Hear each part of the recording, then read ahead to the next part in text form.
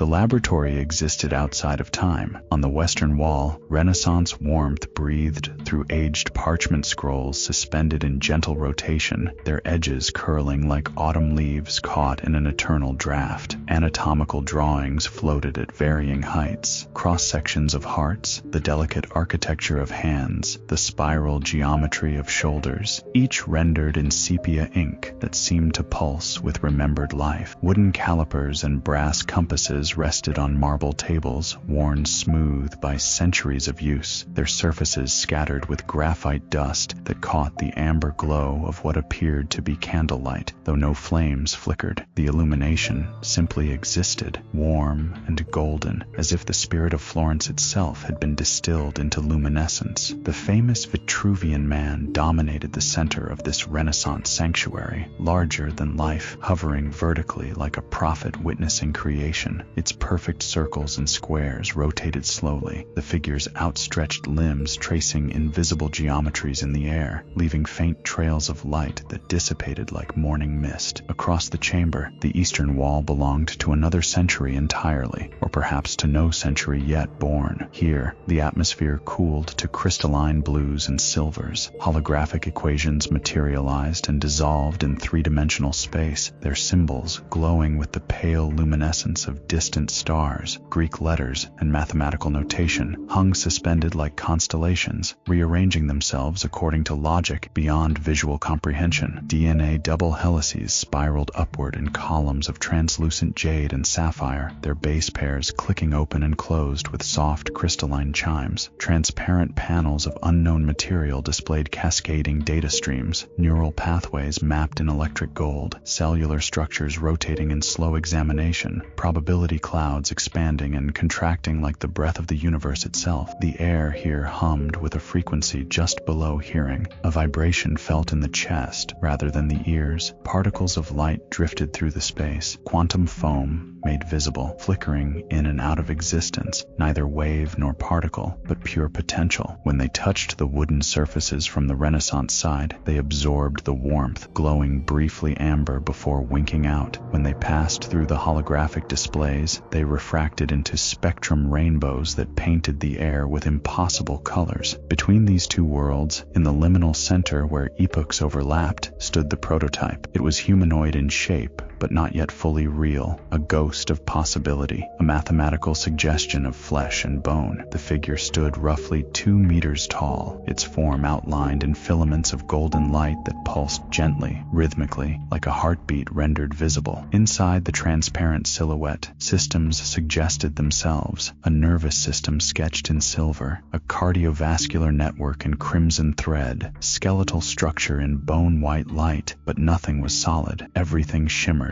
waiting for definition, for decision, for the courage of creation. The being's chest contained the brightest point of light, a concentrated sphere of energy that expanded and contracted, sending waves of illumination through the phantom body with each pulse. It was beautiful and terrifying in equal measure. Leonardo da Vinci moved through the space like water through stone, his hands always in motion, shaping emptiness as if it were clay. His fingers traced the air around the prototype's shoulders, feeling for proportion, for the divine ratio he had spent a lifetime pursuing. His face held that expression of fierce concentration tempered by wonder, the look of a man who has seen angels in marble and spent decades trying to free them. His robes, an ambiguous blend of Renaissance fabric and something more fluid, more adaptive, moved with him like smoke. He reached toward one of his floating anatomical drawings, a study of the human arm in all its muscular complexity, and made a gentle pulling gesture. The drawing drifted toward the prototype, its inked muscles beginning to glow, to suggest themselves upon the phantom limb. Da Vinci's eyes narrowed, assessing, judging, seeking that perfect balance between power and grace that nature so rarely achieved but always suggested. On the opposite side, Albert Einstein stood before a constellation of equations, his wild gray hair creating its own corona in the laboratory's mixed lighting. His posture was less fluid than Da Vinci's, more angular, more rigid with the weight of comprehension. He didn't shape the air, he questioned it. His fingers moved through the floating mathematics, adjusting a variable here, testing a hypothesis there, watching the cascade cascade of implications ripple outward through the holographic space like stones dropped in an infinite pond. Before him, a representation of space-time curved and flexed, a grid of light bending around invisible masses, showing how consciousness itself might warp the fabric of reality. Einstein's expression held a familiar melancholy, the loneliness of understanding too much, of seeing connections others would need centuries to glimpse. His suit jacket, somehow both vintage and timeless, absorbed the cool blue light until he seemed carved from twilight itself. The temperature between the two sides fluctuated by degrees that shouldn't have been perceptible, but somehow were. Moving from west to east meant traveling from the warmth of human touch and artistic passion to the cool clarity of cosmic perspective. The air itself tasted different, sweet with aged paper and oil paint on one side, crisp with ozone and possibility on the other. Sound ebbed and flowed like tides, the soft scratch of charcoal on parchment from Da Vinci's side, though no hand moved the charcoal. The crystalline chiming of data streams from Einstein's domain, though no mechanism produced the sound. Beneath it all, that subsonic hum, the fundamental frequency of the laboratory itself, as if the room were a massive tuning fork, struck once at the moment of its creation and still resonating with that original note. Dust motes from the Renaissance side, actual particles of ground pigment, wood shavings, the detritus of artistic creation, drifted into the center and met the quantum foam from the future side. Where they collided, tiny flashes of light erupted like microscopic fireworks, each one a small impossibility made manifest. The prototype remained still, waiting. Da Vinci stepped back from his work, tilting his head with the critical eye of a master examining his own painting. He could see the potential for enhanced proprioception in the inner ear, for refined color perception in the retinal structure, for greater dexterity in the re-engineered tendons of the hands. His human 2.0 would move through the world with the grace of a dancer and the precision of a surgeon. Every gesture optimized, every motion poetry, but something troubled him. His gaze drifted to his own hands, these imperfect, aging instruments that had nonetheless created beauty. The slight tremor in his fingers, the scars from a lifetime of work, the asymmetry that made them distinctly his. Were these flaws, or were they the signatures of a life lived? Across the chamber, Einstein manipulated a neural pathway diagram, watching it branch and rebranch according to different cognitive architectures. He could see how to expand working memory, how to enhance pattern recognition, how to grant this new human the ability to perceive time more fluidly, to hold past and future in simultaneous awareness, to think in higher dimensions, to intuit the mathematics that governed reality. But his equations kept circling back to the same unsolvable problem: consciousness, that inexplicable spark that made mere computation become experience. He could optimize the hardware, but the ghost in the machine remained mysterious, resistant to quantification, and perhaps that resistance was the point. The prototype's golden heart pulsed, sending another wave of light through its suggested form. Einstein spoke, his voice quiet, almost hesitant, colored by the accent of a man who belonged to several countries, and none. We can make them smarter, but should we make them wiser? The words hung in the air between them, between eras, between philosophies. The holographic equations nearest to Einstein flickered, as if troubled by the question. Wisdom wasn't a variable he could isolate, a function he could optimize. It emerged from struggle, from failure, from the friction between what one wanted and what one achieved. Da Vinci didn't turn from his study of the prototype's proportions, but his hands stilled in their eternal shaping. When he replied, his voice carried the weight of Florence, of Rome, of every incomplete masterpiece. Beauty without struggle. Is it still beauty, or merely decoration? The laboratory responded to their words. On the Renaissance side, several sketches began to rotate faster, their movements agitated. On the quantum side, probability clouds collapsed and reformed, seeking stable configurations. The temperature differential increased, the west growing warmer, the east cooling further, as if the space itself were polarizing around their doubt. Einstein walked toward the center, his equations following him like loyal students. He stopped before the prototype, close enough that its golden light cast shifting shadows across his weathered face. His fingers reached out but didn't touch, hovering millimeters from the phantom surface. "In my time," he said softly, "we split the atom. We unlocked power we barely understood. The fire we stole could warm homes or burn cities.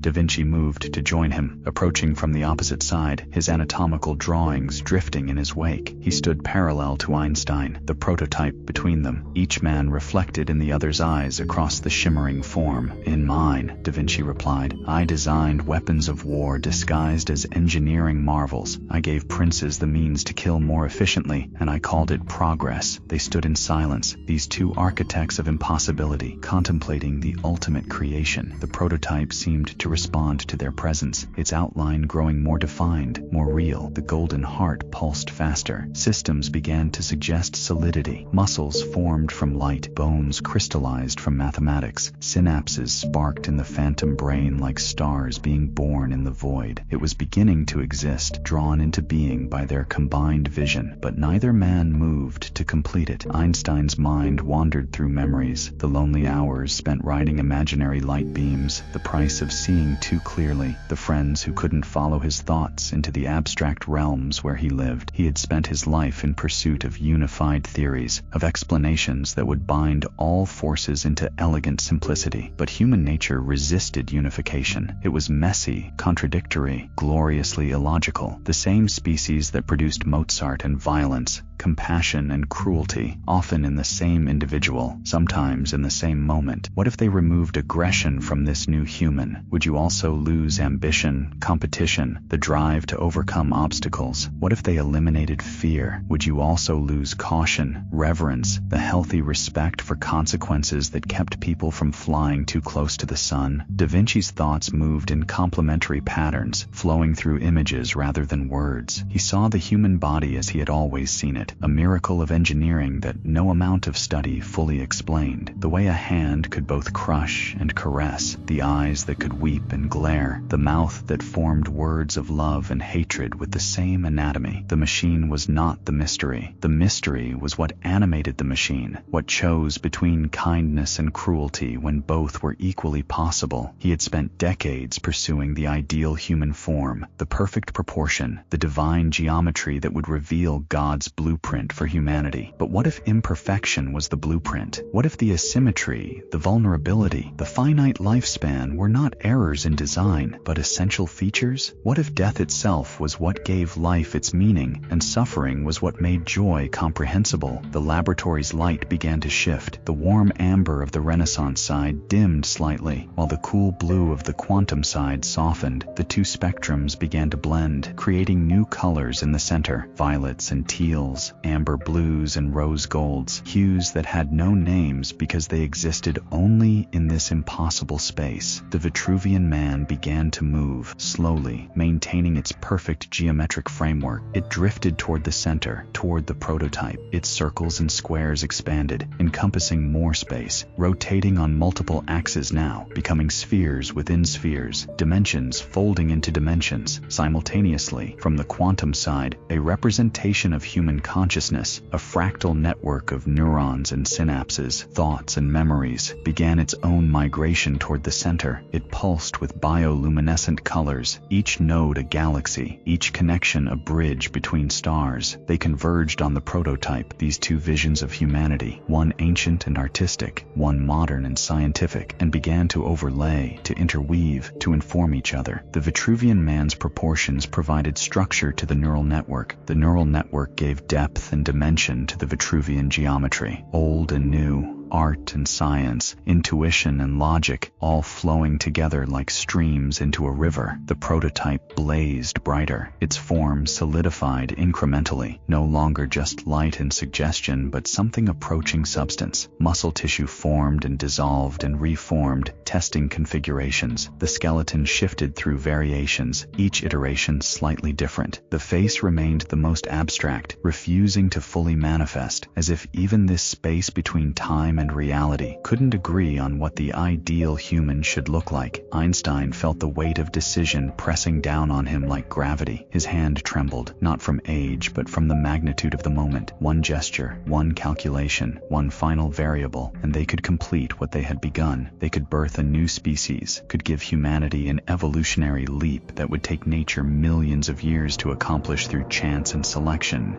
But chance and selection had produced Bach and Leonardo, Newton and Einstein himself. Random mutation and environmental pressure had created the human brain, that 3-pound universe capable of contemplating its own contemplation, messy, inefficient, prone to error, and yet capable of love, of wonder, of sacrificing self for others, of finding beauty in a sunset, despite no survival advantage in doing so. Da Vinci's hand moved to mirror Einstein's position on the opposite side of the prototype, two hands, separated by 5 centuries, reaching toward the same impossible creation. His fingers ached with the desire to complete it, to see his life's work, the ideal human, finally realized. But his heart, that imperfect muscle that had loved impossibly, lost tragically, and continued beating despite it all, whispered its doubt. Perfection would be inhuman. The new species would not be an advancement of humanity, but its replacement. And perhaps humanity, in all its flawed glory, deserved the chance to become better without being redesigned. Perhaps the struggle itself was the point. The laboratory held its breath. The humming frequency dropped to silence. Every floating equation, every suspended sketch, every particle of quantum foam froze in place, waiting for the moment of decision. Einstein spoke first, his voice barely above a whisper. Not yet. Da Vinci nodded slowly, understanding flooding his ancient eyes. Perhaps never. They withdrew their hands simultaneously. The effect was immediate and profound. The prototype's golden heart gave one final, brilliant pulse, so bright that both men had to shield their eyes, and then began to dim. The muscles that had almost formed dissolved back into light. The bones that had nearly solidified returned to mathematical suggestion. The face that had refused to fully manifest released its tension, becoming abstract once more. But they didn't erase it completely. Einstein's fingers moved through his equations, selecting, preserving, encoding. He wove the essence of their design into pure information, formulas and probabilities, genetic sequences and neural architectures, all compressed into elegant mathematical poetry. It flowed from the quantum side of the laboratory into a space that was neither physical nor entirely abstract, a repository of potential, a library of what might be. Da Vinci did the same with his artistic knowledge, his understanding of proportion and harmony, his lifetime of anatomical study. He gathered the scrolls and sketches, and with a sweeping gesture, sent them spiraling into the same hidden space where Einstein's equations had gone. The information merged, becoming something neither purely scientific nor purely artistic, but a synthesis of both, a blueprint written in the language of what humanity could become when it was ready, if it was ever ready. The prototype faded to transparency, to translucence, to mere outline, until only the golden heart remained visible, a small sun floating in the center of the chamber, pulsing gently, waiting. The Vitruvian Man, having completed its journey to the center, hovered before this remaining spark. Slowly, reverently, it opened its arms wider, and the golden heart drifted into its chest,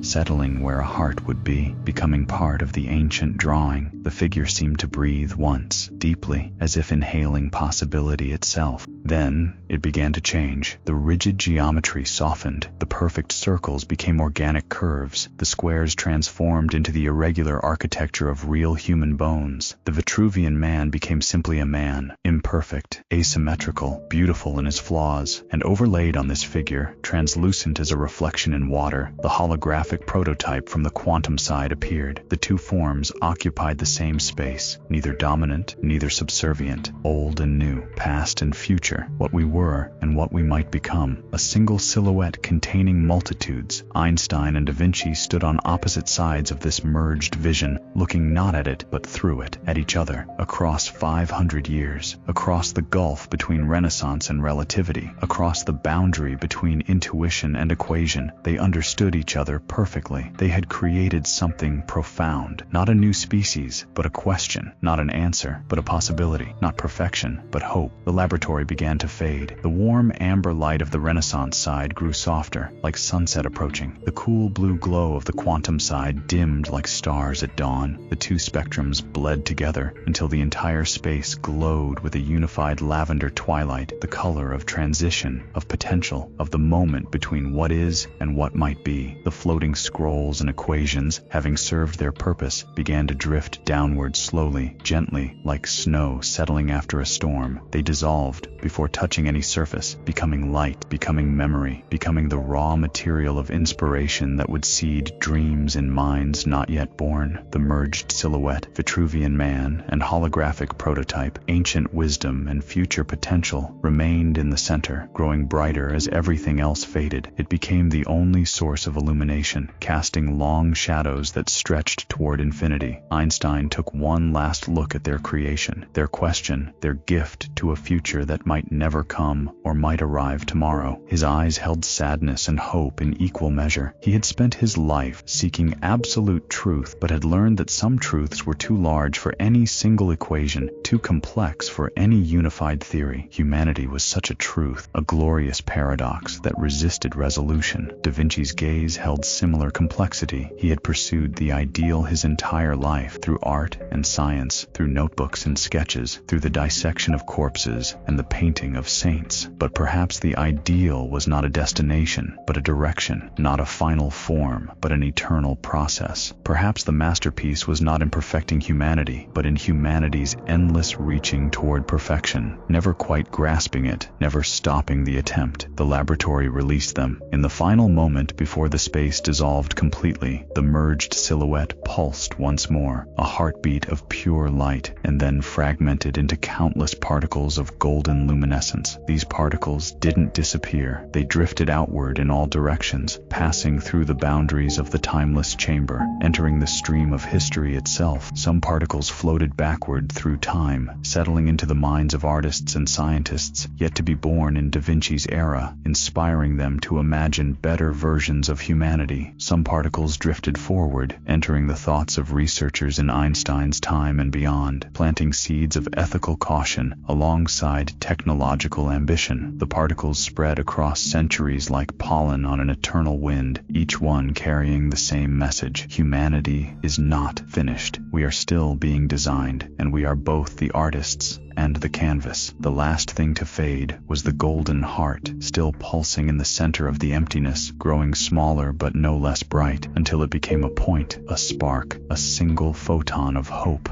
And then even that was gone. What remained was not emptiness but potential, the space between breaths where anything might happen, the silence between notes where music truly lives, the question without an answer that makes all answers possible. In the darkness that was not quite darkness, in the void that was pregnant with possibility, a whisper echoed, though whether it was Einstein's voice or Da Vinci's or the voice of humanity itself remained ambiguous. When you are ready, the design will be waiting. The story ended, but somewhere, in a timeless laboratory that existed between heartbeats, between thoughts, between what we are and what we might become, a golden light continued to pulse, patient and eternal, keeping time with the slow evolution of consciousness itself, waiting.